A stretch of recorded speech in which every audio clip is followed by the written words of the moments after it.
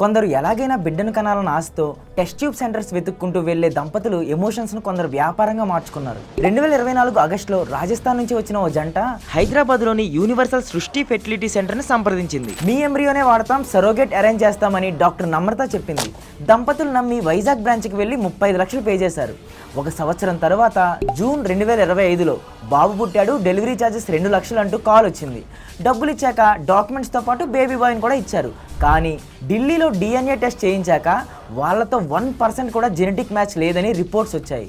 ఇంతకీ అసలు ఆ ఫెర్టిలిటీ సెంటర్ వాళ్ళు ఎంబ్రియోనే వాడలేదని, అబార్షన్కి వెళ్ళే పేద అమ్మాయిలకు 90,000 ఇచ్చి పుట్టిన పిల్లల్ని తీసుకుని IVF బేబీలుగా చూపించి ధనవంతులకు 35 లక్షలకు అమ్మారట. 100 మందిని ఇలా మోసం చేశారు. ఈ స్కామ్ వెనుక డాక్టర్ నమ్రత, తన కొడుకుతో సహా టెక్నీషియన్స్, అసిస్టెంట్స్ మొత్తం 8 మందిని పోలీసులు అరెస్ట్ చేశారు. 2021లోనే వారి లైసెన్స్ ఎక్స్పైర్ అయినా ఇంకో డాక్టర్ పేరు మీద ఇల్లీగల్గా క్లినిక్ నడుపుతున్నారంట. ఇది కేవలం IVF మోసం కాదు, ఇది బయోలాజికల్ ఐడెంటిటీ మీద, ట్రస్ట్ మీద దాడి.